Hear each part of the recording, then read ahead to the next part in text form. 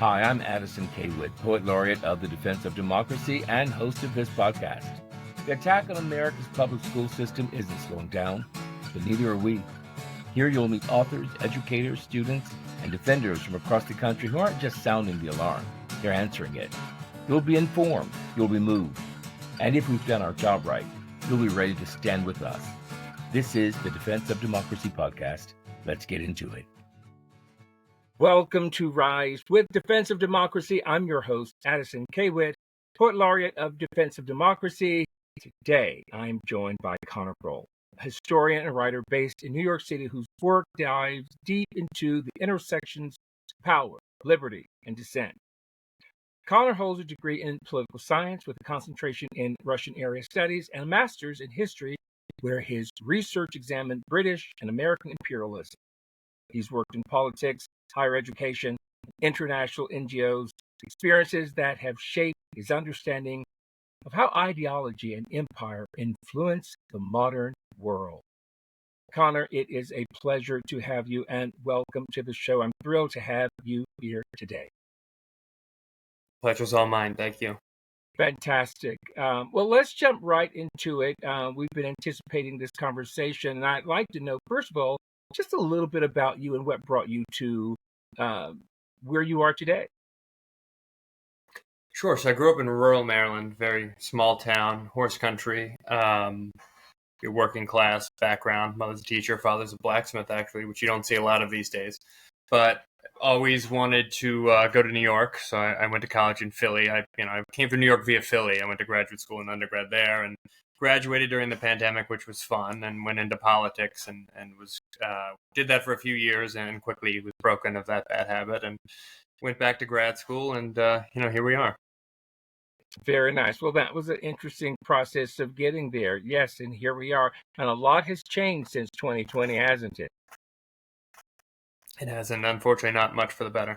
Yeah. What a transition our world, our country is all going through, and it was very interesting to see with all of our efforts where we end up. Let's talk a little bit about threat of dissent.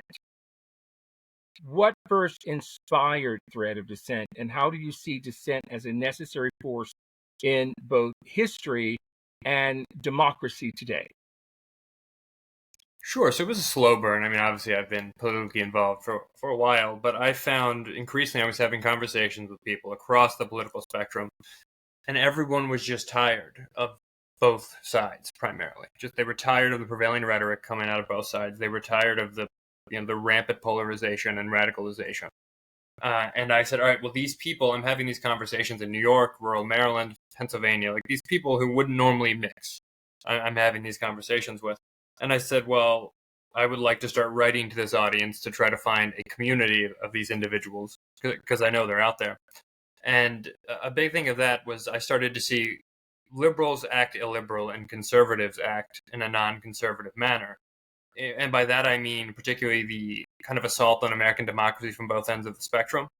And this belief that there's a coalition of people based on this anecdotal evidence of these people I was speaking to, that this broad center that defies party lines, that is just really appalled what's happening to our country. And that inspired me to, write for those people, which of course I put myself in that camp. That's very interesting, because I feel that more and more people are really beginning to look at both sides of the political aisle to make sense of where we are as a nation. It's very difficult to get anywhere when we're constantly blaming, and pushing blame on one party or one mindset over another, whereas it's taken all of us to basically get to where we are, and that requires critical examination not only of the political apparatus, but how we operate as well as people. You write about empire and ideology. How do those forces still shape modern politics and public thought? Sure. So I'll start with empire. And actually, I'm reading a book to review right now about the origins of kind of corporate imperialism with the East India Company and all these various companies. But it's kind of been a bit of a pendulum where you had this brief flowering where governments were running empires. because of what these companies had done. And I think in many ways what you're seeing now is corporate neo-imperialism in the world. I mean, with globalization, when you hear every day about tech companies either depleting resources, I think the recent example was in Mexico. There was an outbreak of typhoid or something because the water had all been taken for these data centers. I think in Ireland, they anticipate by 2030, a third of the water of the country will be used for these data centers, which obviously Ireland has preferential corporate tax structures. So I think we're seeing the same thing. We're seeing vast injustices that are being perpetrated. It's now no longer, the British government or the American government going and planting a flag. It's returned to these kind of, these corporate entities that are a lot harder to obviously prosecute or to pin down. You can't wage, you can obviously have legal sanctions against a company, but you can't, wage war on a company, or you can't rebel against a company. So in many ways, it's getting very troubling again in that sense, that the structures of power are becoming more nebulous due to globalization.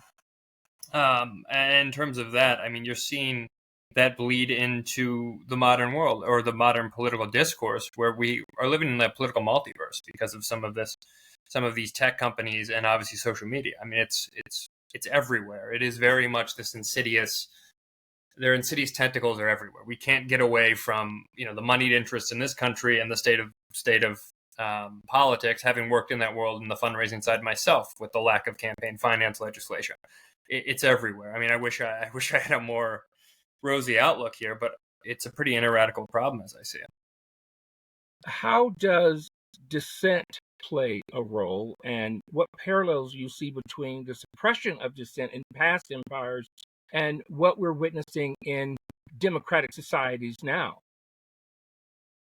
Sure. So, I mean, dissent obviously was arguably the major factor in the foundation of our country. We were formed by a bunch of first religious dissenters who came here, but then dissenters politically from against the English government, or English crown, British crown rather. And the idea of speaking truth to power, I think, is more serious now than it's ever been. I was talking to a friend of mine, and this is to tie into your point about earlier empires, or at least earlier states. Mm-hmm. And you hear a lot about we're at a 1930s moment right now in America, both with and the references to Nazi Germany and so forth, and tyranny.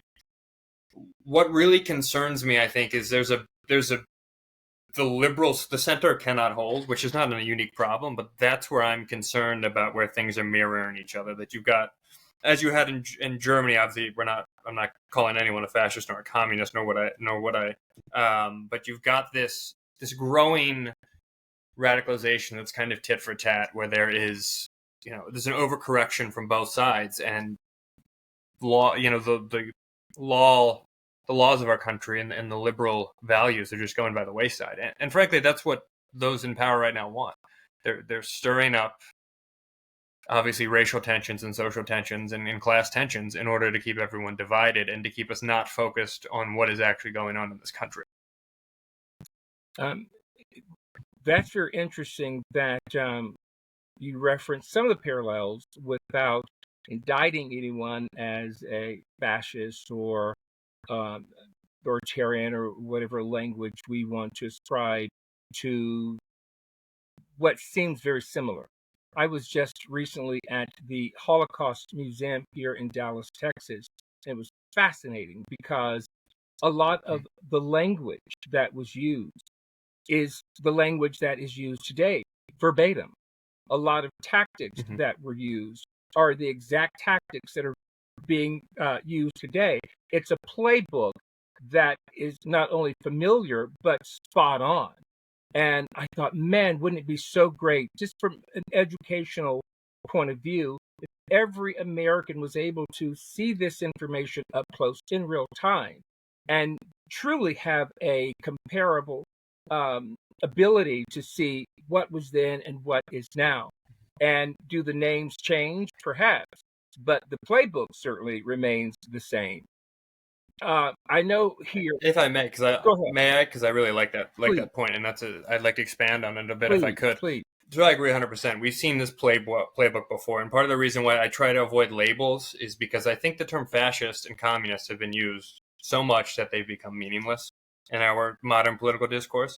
In my first piece, which I titled on the thread was titled Bipartisan Authoritarianism. And to kind of circle back to what inspired this, that's a trend that I saw that is more troubling. When I was talking about a 1930s moment, when you had the communists and the fascists in Germany going back and forth, I see a similar situation. I just don't want to particularly label because I don't think it helps the discourse, and does it really when we're yelling at each other so much.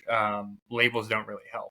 But even if they're true, and I think we all know that this is the way this country is trending, in the sense, the authoritarian nature, as I define it right now, that I find troubling in America, is the stifling of freedom of thought and expression. And what is more troubling is I don't think you can. That's a double-barreled phenomenon. You're seeing that. I mean, I saw it in the universities when I was working there and getting a degree. It doesn't make it right. And I think, and this is why I avoid the labels, is because I think the problem we have in this country is that one side thinks that they're doing, the other side is doing it, and they don't even realize that they're doing the same thing. I mean, banning books, I think, are things that didn't used to be controversial. Like banning books is a bad thing. Now has become controversial. One side's banning something and the other side's responding by banning something else. And they don't even realize the sheer hypocrisy and just the stifling of thought and frankly of tolerance. I mean, that's why I said, as a liberal myself, some of the illiberal behavior of people on my side of the aisle really did inspire me to look at this from a more zoomed out American democracy lens.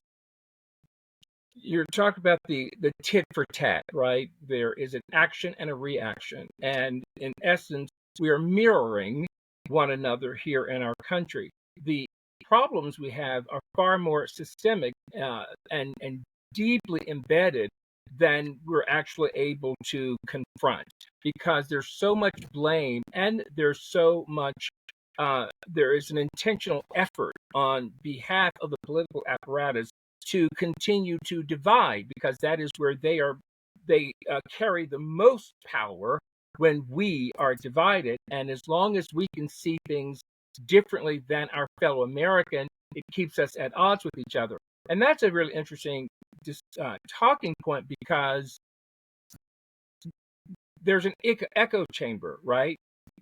Thought is contagious. So if you are around people who have a similar or specific thought or ideology, then you connect to each other and begin to echo each other. But if my experiences are very different from people who believe one way in very not only conservative ways, but ways that are foreign to me, then I can't even see what they're talking about.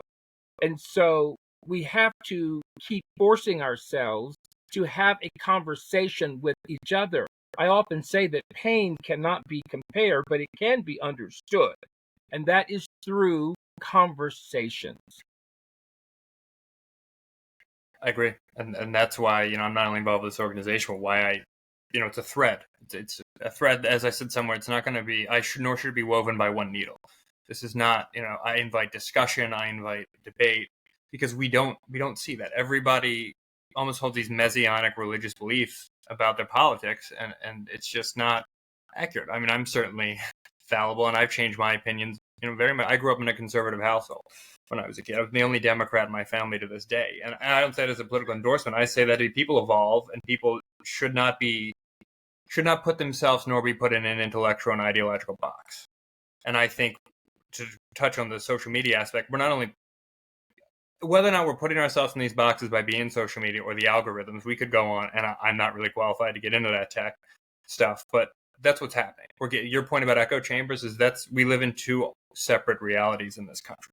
And we're no longer debating, conservative or liberal, big government versus small government.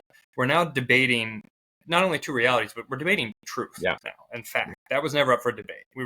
It's not about how we best implement our government. It's about facts. And that, to me, is highly troubling. And that's also a bipartisan phenomenon.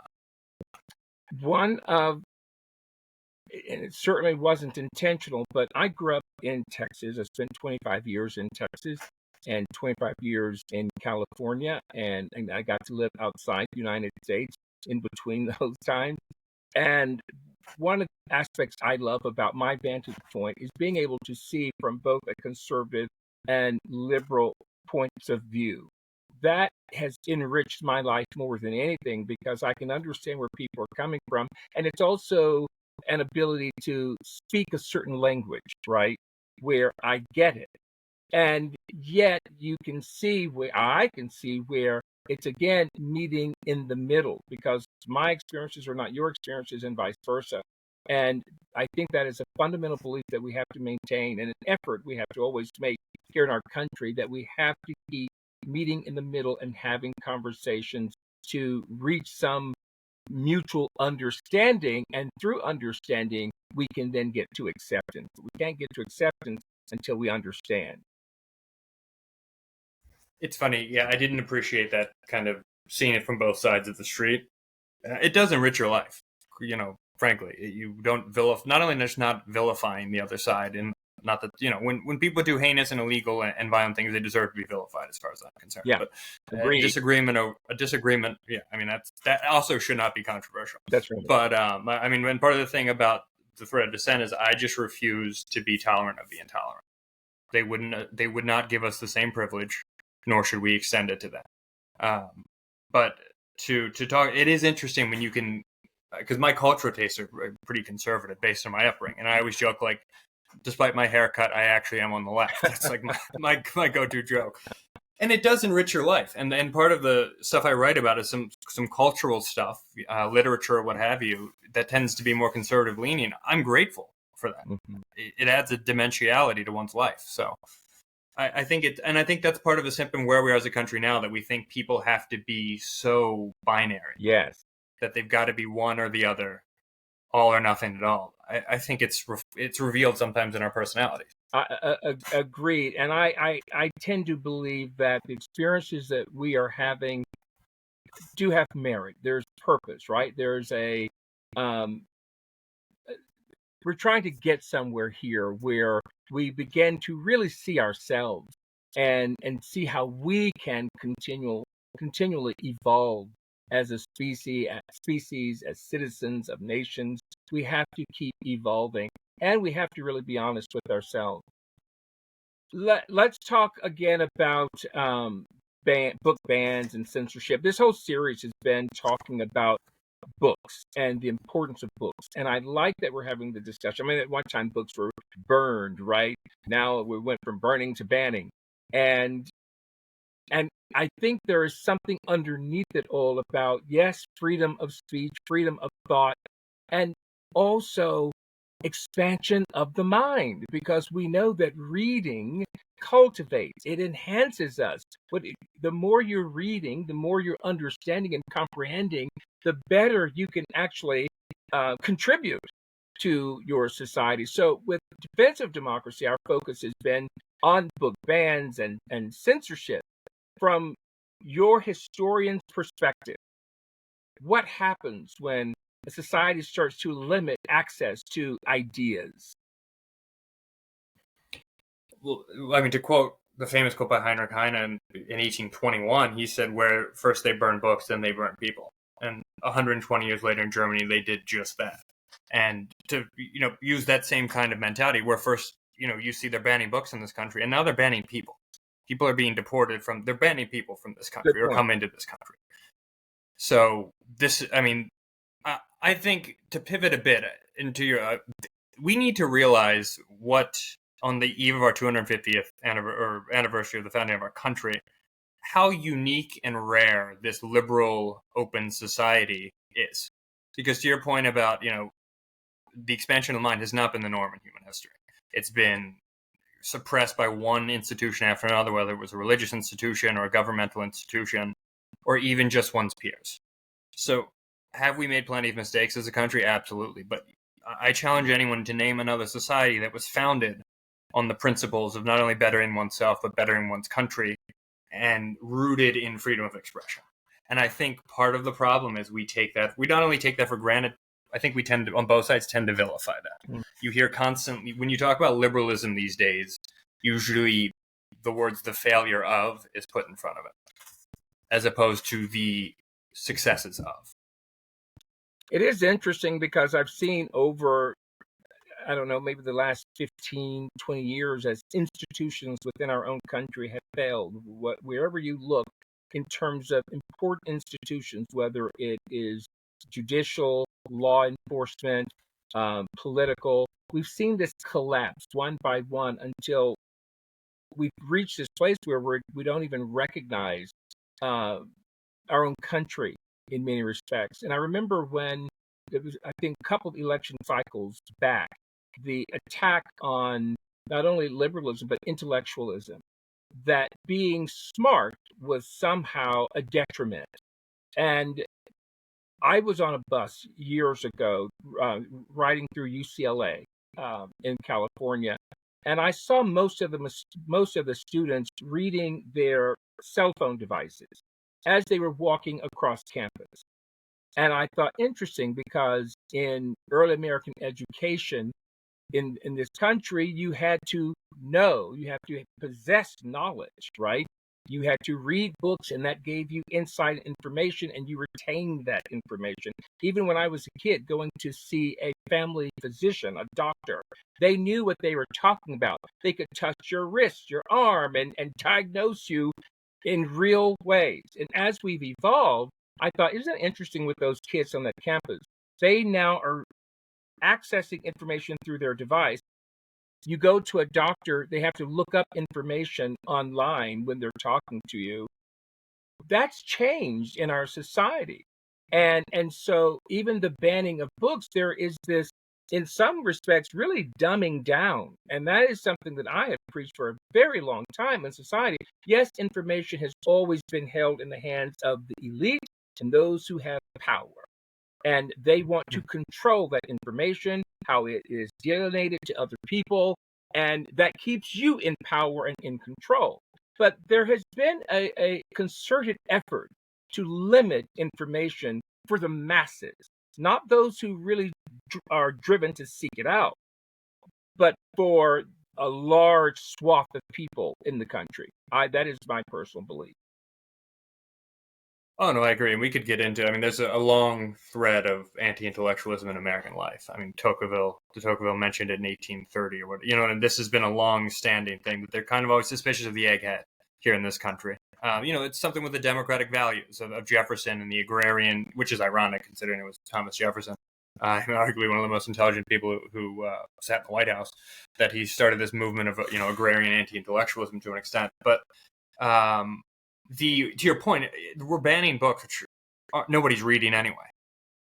You know what I mean? That doesn't make banning books right. But to your point about a dumbing down of society and the internet and what have you, it's not good. And this is kind of, I think, where we are is a large byproduct of that. I mean, we've kind of been talking about it. This is the thread beneath our conversation, is you have this gradual, I think of two things. I think of a gradual, what you're talking about is people are stopping being interested in reading or what have you. I think that's an assault that's been waged, frankly, 1970s onward in higher ed. Speaking as somebody who has left that world, that it's not been immune to those temptations as well. There's certain books, it's gotten very political. It's become somewhat an illiberal atmosphere. And I think we also have I think coupled to this, you have a complete erosion of any kind of civic values in this country. Civic values have almost become a dirty word that people haven't said since 1960 or whatever. People don't seem to have any sense of civic education. And I think even more so than reading the books, that's concerning. I couldn't agree more. And it's interesting with the civic knowledge, because I was fascinated by history as a kid and loved history growing up, delving into history. And I felt that and was informed early enough where I realized that understanding our history would help understand not only the present, but our future. But it was fascinating in the last election cycle to see people who were not advocates of history or politics or had a civic understanding, yet obtain new information and start using that information as a weapon. I thought, this is hilarious that these people don't have a real strong civic foundation. They've acquired it's like the nouveau riche. They've acquired new information and they're using it as a weapon, and they don't know what they're talking about. And that's what we call the nouveau literate. I think you're onto something there. So Well, tell me this. Yeah, it's true. Are we then in a new kind of information war? And if so, how can truth survive it? Well, I think we absolutely are. And I think Substack and independent journalism, and I use journalism broadly because I'm certainly not a journalist, is one way to do it. I mean, like everything else, you have to decouple the money from everything. And the only way we're going to do that is this democratization of the media. However, part of the problem we're talking about is this democratization of the media, because it's a fine line between, and of course I'm prone to many errors, but I've read a book or two in my day. It's one thing for me to make a statement about British imperialism in North Africa that I've read about, and just to go off and just go on a rant generated by ChatGPT about some conspiracy theory. You know what I mean? I think it's a very fine line. I know it sounds like I'm probably dodging the question. That's not what I mean to do here. It's a hard question. And we are in a new information war. We're in an information war where we have two realities. And also this just cascade of contradictory information, or the same information, because we're in these algorithmic echo chambers. I mean, I don't even know how we begin to get past this, frankly, other than reading books. I mean, that's really all I can offer. Get off the grid and start reading books. It's interesting because form your own opinions. And you've mentioned a couple of times the duality, the two different worlds that we are in, and different ways of seeing. And I don't know that anyone has the answer right now, because when we look to the leadership, they are doubling, tripling down on one way of thinking and perceiving, and are not interested in unification. I think it, and I don't know where that leader comes from at this juncture and where we are, but it has to be someone that has a mind to unify and inspire people to unify, because otherwise we're going to stay in we're on each on our own line, divided line here, and we're going to continue to operate in that way. Again, as long as we're surrounded with the people that we are, because it's grouping, right? People share a certain way of thinking, and that's their environment, and they fight for that. Absolutely. And I agree with you. I don't know where that leader's going to come from. I'm afraid, even if he or she comes along, I don't know if the country's willing to listen on both sides. You know what I mean? I don't know if the country's in a position to be receptive to that. I'm afraid that it's going to take a worse crisis than what we're in right now in order to really wake us up. And I don't know how much further that can go.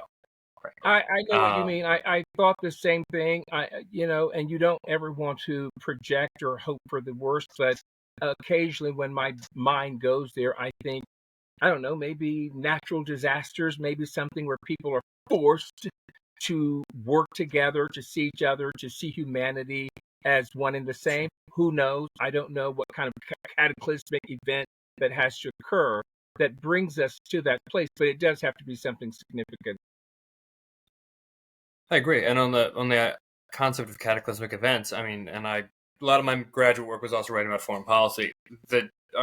As we define our adversaries, I won't call them enemies, China in particular, Russia, they're loving this. It's a Napoleon's old maxim: don't interrupt your enemy when he's making a mistake. They're sitting back while we destroy ourselves. Right. And whether we like it or not, we are the quote unquote leaders of the free world. We're every day we are abdicating that title, and there's no one who's going to pick it up right now and run with it. I mean, we have illiberal authoritarian regimes that are our enemies. There's nothing like this is it. I don't think people, when I say like people take the American experience for granted. This is it. This is. I don't know what comes next. Nobody has offered a compelling alternative other than communism and fascism. And we already saw them off. Let's not, you know what I mean? Let's not revive that. Or, I don't know, corporations just run the world. I mean, at some point we need to realize how serious this is. This is not a joke. And it's a very fine thread we're hanging from. Now, not to keep playing on that theme, but we are. And interestingly enough, I believe we are aware that it's a very fine thread. And you talk with people across social media platforms and often hear how fearful people are, how concerned people are, what's going to happen, and how do we all play a part in making it better. I think there is definitely an interest, especially when you are family oriented, you have children, you are looking to the future, and you want to leave a better world than what you found. Therefore, we believe in better, and right now are in this inflection point and trying to figure out how do we get there. Sure. In your writing, you discussed the moral contradictions of empire. How do democracies reconcile liberty with power, and what lessons does history offer to help us with where we are today? Sure, that's been the 250-year-old debate, between liberals and conservatives. How do you reconcile liberty and equality? Is another way of putting it, but particularly power. It's certainly not easy. That's an ongoing debate right now in this moment. How do we recognize liberty? Liberty right now, as I see it in this country, is having the moral and intellectual courage to speak truth to power. That is what the founders of this country did. And to answer your question, but also to touch on what you were saying about, people want to leave a better world behind. I know this is not easy, but we have to be willing to risk a lot for our principles. And I think when we're afraid to do that, which is to your earlier point about the authoritarian playbook, that's what they're expecting. That's what to an extent we're doing. If people aren't willing to do that, we're not going to have liberty. That's where we are right now. It's either liberty or power, mutually exclusive right now in this country. And I don't mean radical, anarchical liberty. I mean liberty to speak one's mind and one's opinions and have the courage to do so without consequences. And that's the thing. It's without consequences, both from the government or one's employer or one's peers. It takes moral courage. Mm-hmm. And I think most of us don't have that moral courage. You think we've taken life has been easy for us, and we've taken it for granted, and we've taken our freedoms for granted. And so now we're confronted with really hard questions and choices, and it's difficult for us to make those decisions? I think so. You see what comes out of economic prosperity. It happened to the Romans. It happened to the British. That there comes a point where countries no longer, there's a concept in history when a rising power loses its existential rival, with whether it was Roman Carthage, Britain with Napoleon, or America with the Soviet Union, they tend to fall apart. There's no outside danger to unify the people. Because of the lack of competition, the economy booms. You have corruption in government because of that, particularly in the legislature. The Roman Senate was just as corrupt as the American Senate is now. It's as was Parliament. So, unfortunately, in the cyclical view of history, we're repeating the same trajectories that let's not pretend that we're not an empire. A former imperial states have done. And that's where it gets troubling, is that how does one break a cycle that seems to be inevitable? Like, sometimes you feel you're yelling into a tempest here, but we have to yell into the tempest. What's the alternative? I love the imagery that you present, and that question, is it the inevitable? There are so many questions in terms of, and answers of, how we got here, what brought us to this point. You're citing a lot of historical events that we seem to mimic today, and so there's an inevitability that you're discussing. But where do you think we've lost the thread of genuine liberalism? Where, at what point, or can you name a couple of places that and events that have happened to us? So I think, and this is related to this, once you lose we won World War II. Well, we didn't win it ourselves, obviously, but you know what I mean. Yeah. We come out as the great power, one of the great powers out of World War II, where our economy starts booming. Materialism, which is what we're still living in, this materialistic age. You kind of lose your soul a little bit, both on an individual and a national basis, and you lose your civics. And related to that, where we went wrong, there were obviously major abuses. Jim Crow, the foremost among them, and the civil rights movement made tremendous leaps forward. Every civil rights movement that we're talking about, it seems like we've lost those causes, and that we haven't won those battles. Obviously, we're still fighting those battles. We've lost those things that unify us, or at least that unify a vast majority of us, and descended into these kind of echo chambers, whether we decide to just, go the materialistic route or the political propaganda route. There's just I think that prosperity coupled with the lack of civics, people just don't care about the country anymore. They don't care about the neighbors. They don't care about the country.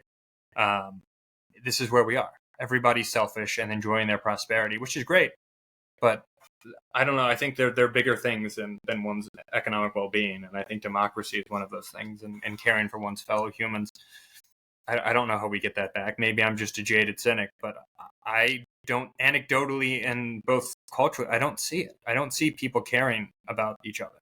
I don't see people realizing that sacrifices, the extent of the sacrifices that were made. I saw your poem about the presidents at Arlington. That's a perfect example. The lack of respect that people have for the sacrifices that people have made for this country and for moving forward, not only this country, but moving forward some liberal, open, tolerant society. What a slap in the face to all of those people for us to just throw it away so easily and so callously. I agree. Well said. Because you wonder about the people who've made such incredible sacrifices for this nation, and the belief that we all had in what it meant to make a sacrifice. And for those of us who certainly have lived long enough through enough cycles to see the evolution of our nation and where we are today, it's shocking. It is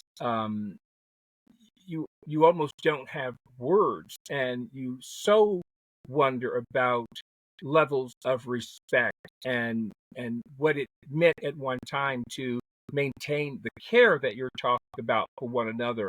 I think there's something to be said when you lose care, when you lose trust, when you lose respect, just like I mentioned earlier about the institutions, those important qualities that allow us to see each other as a person who is entitled to respect and fairness. Once that's off the table, then it is, all bets are off. Sure. For Because you reminded me of something. Sure, certainly. What you're talking about respect, and going back to your question on where we lost it, when we were talking about this and the great strides we made in the 60s, but when you particularly mention the lack of respect, Vietnam and Watergate pretty much for institutions much gutted the American trust in government. And in many ways, we're not only still fighting the culture wars that were started in the 1960s. I mean, clearly, the religious right's trying to undo everything that's happened since 1968, including good music, but we won't get into that. Huh. But so you've got nobody believes in this in the government anymore. I mean, nor should they. When you've got they relied to the Pentagon Papers and everything. So you have this erosion of faith in the country. Faith in the leaders, I think, transfers into faith in the country, turns into faith in one's fellows. And this is how do we restore that? I haven't the foggiest idea. I think, and I don't think the system rewards this. I mean, who wants to get into politics these days? What is the benefit if you just want to line your own pockets? I think until we get, and it's going to take more than one leader, until we get a generation of leaders like the founders, who were highly fallible men, that who their lives, their liberty, and their sacred honor, realize that this needs to be addressed, and we're willing to do whatever that takes, and we're not in it for ourselves. How that happens until we get the money out of politics, which will never happen, right? Because why would they vote against their own economic interest? I don't know. I honestly, I wish I knew, but it's what it's going to take. It's going to take a generation of selfless individuals and leaders who care more about this country than they do about themselves. Do you think that intellectuals, writers, and teachers have a part in preserving democracy? And if so, what is the part that they play? Well, I think they have an integral part. I mean, the erosion, social media's kind of eroded the public sphere completely. The debate has been taken into these alternate realities. So writers and intellectuals, and certainly teachers, have they've always played an incredible role in forging the next generation. To your point about no civic education, and that's part of it. Getting the young minds, and which is hard to do, to not project your politics onto young impressionable minds. And I don't just mean kindergartners; I mean college students and graduate students. frankly, you're abdicating your responsibility as an educator if you're trying to indoctrinate people. Their role is to, here are the books. Let's make a safe place where we can talk about these books, and here are the ideas. And the most important thing educators and writers can do is to teach people to think for themselves. And that's what we're missing right now. I mean, every society misses to some extent, but not to this extent. Nobody is telling people to think for themselves. That's, I think, what educators need to do, and writers in particular, and also, but to speak truth to power. I think that's more in the field of writers. I mean, obviously, academics should do it, but frankly, the state of journalism right now is just. I mean, if Woodward and Bernstein calling out Nick, where is that today? I don't see it. I see the media, and I think this gets back to a lot of the corporate interests we're talking about, not really reporting. I mean, I don't really see the New York Times, and I read it a lot, not really going after what's going on here. I mean, this makes Watergate look like a walk in the park. We've seen a lot of collapse in major institutions, and I don't know if it's the fear of or just outright complicity. I don't know. There are levers certainly that have agendas and operate in a particular way. When we consolidate media into the hands of a few, then you have one voice based on, again, the power apparatus, and maybe not as interested in exposing or fighting for democracy, because at the end of the day, when you're profiting from demise, when you're profiting from the shifts that are happening, why would you break the wheel if it's working for you? And people are going to survive or they won't. But those who are in power are guaranteeing their survival. And for those whom they love, support, cherish. And so that's part of the disconnect and the war between those that have everything and those that are fighting for their next meal day by day. And I mean, we're getting ready to see it now with the SNAP benefits. It's 10 point something. I think 10.2, 10.8% of Americans own SNAP benefits. To pull a few things here together, we were talking about where we went wrong, and the point is well taken on corporations. They have the interest in they're funding they're bankrolling the demise. Yeah. As you said, in the 50s, you had a generation. Most of them, the government pulled them through the Depression. Then they went off and fought in the war. And then they came home and built the most prosperous economy in the history of the world, paying income and corporate tax rates that would be absolutely unheard of today. Right. I mean, they think, some people on the left are Marxists now. You should have seen the corporate tax rates in the 50s and the 60s. And it built the most prosperous society where you had you had demographic improvement across the spectrum. Mm-hmm. And now we have the largest wealth gap in the history of the country. I mean, the age of the robber barons is back. It's disgusting, frankly, that we have the most successful economy in the history of the world, and we have 10% of the people in our country are on SNAP benefits. And why is that? Because of these corporate interests that we're talking about. And this isn't me making an anti-corporate speech here, despite it sounding like that. It's like, this is the civics we were talking about. Right. I would not have gone to college without the federal government. I would not have gone to graduate school without the federal government. Ergo, I owe a debt of gratitude to my country. Just like these business leaders would not have been as rich as they are without the country. What we're missing is the sense of giving back to one's country and to one's fellows. I think that is really the crux of why we're here right now, is that everybody is just in it for themselves and there's no public spiritedness at all. I'd like to talk a lot to the everyday citizen, everyday person, and I'm wondering, from your point of view, how can the ordinary citizen or reader or parent, student act as defenders of intellectual freedom? Sure, and I think it's a great question. I think the easiest thing anyone can do is ask why. And not just, as we all did when we were kids, why? When your mother tells you not to do something, but why? Why? Interrogate everything, frankly. Particularly if it's coming from someone in power, an authority figure. Just ask why. And from that simple question, entire worlds will open up. Wow. That's the time. and it went super fast. And you're super Yeah. interesting to talk to. You have a lot to say, and I love your perspective and points of view. You're absolutely right. It's always questioning. I'm fortunate that I was raised in a household and community where I was always asked to challenge, to question, to ask why, and also to seek out information for myself.